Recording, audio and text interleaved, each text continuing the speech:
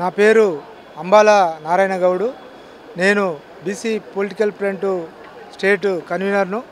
ఈరోజు 42% రిజర్వేషన్లకు సంబంధించి మరి బీసీల 42% రిజర్వేషన్ల సాధన సమితి పేరున మరి ఈ యొక్క రౌండ్ టేబుల్ సమావేశం ఏర్పాటు చేయడం జరిగింది. ముఖ్యంగా బీసీలకు రిజర్వేషన్లు సాధ్యం కావాలంటే మరి పార్లమెంటులో 9th షెడ్యూల్లో పెట్టడంతోనే సాధ్యమవుతుందని చెప్పి మరి సభ ఏకగ్రీవంగా తీర్మానం చేయడం జరిగింది. ముఖ్యంగా మనం అనేక రకాలుగా ఈ 2 సంవత్సరాల కాలంలో మరి కామారెడ్డి బీసీ డిక్లరేషన్ తర్వాత అనేక ఉద్యమ రూపాలు మరి బీసీలో వచ్చింది. మరి 18న జరిగే బంధు కూడా మరి బీసీ సమాజం స్వాగతిస్తుంది. దాంతోపాటు ఈ నెల 24లో కూడా మరి BC political front BC intellectuals forum ఆధ్వర్యంలో మరి ధర్నా కార్యక్రమం ఇందిరా పార్కు దగ్గర ఏర్పాటు చేయడం జరిగింది. మరి బీసీలంతా కూడా వీళ్ళ మధ్య అంతర్గత ఘర్షణ లేకుండా మరి ఎన్ని గ్రూపులున్నా కూడా అంతిమంగా ఒకే దారిలోకి వచ్చి మరి బీసీల యొక్క హక్కులు సాధించుకునే విధంగా మరి కృషి చేయాల్సిన అవసరం ఉంటుంది. ఈరోజు మేము కోరేది ఏంటంటే 42% రిజర్వేషన్లు మరి జీవోల ద్వారా సాధ్యం కాదని చెప్పి మేము భావిస్తున్నాం.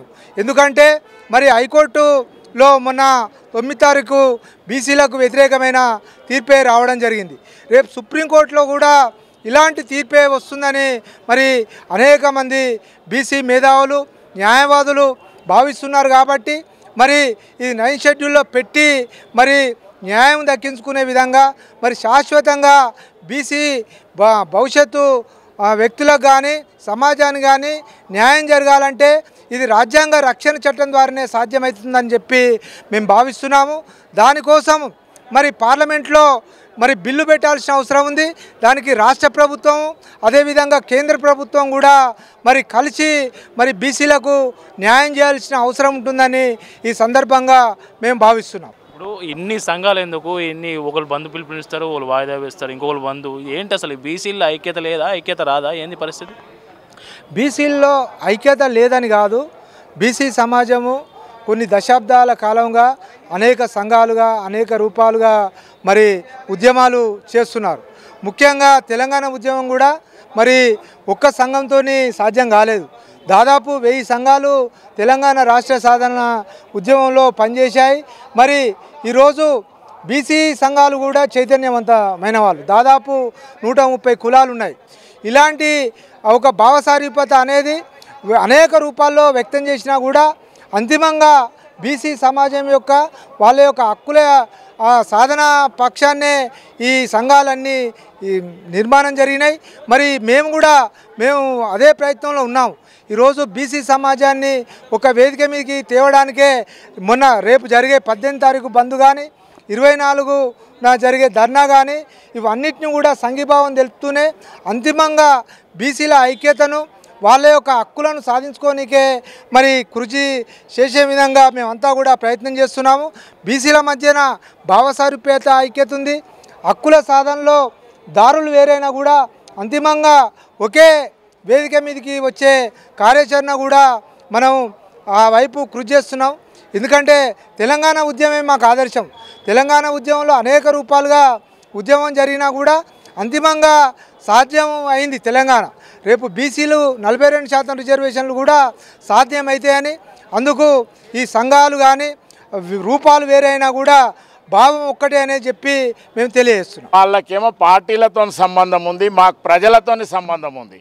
అందుకే మేము ప్రజల వద్దకు పోయి తెలంగాణ రాష్ట్రంలో అందరికీ చెప్తాము, 9th షెడ్యూల్లో చేరితేనే ఇది ఆమోదయోగ్యము, అందరికీ బడుగు బలహీన వర్గాలకు ఎస్సీ ఎస్టీలకు కూడా అందరికీ న్యాయం జరుగుతుందని మా ఆవేదన.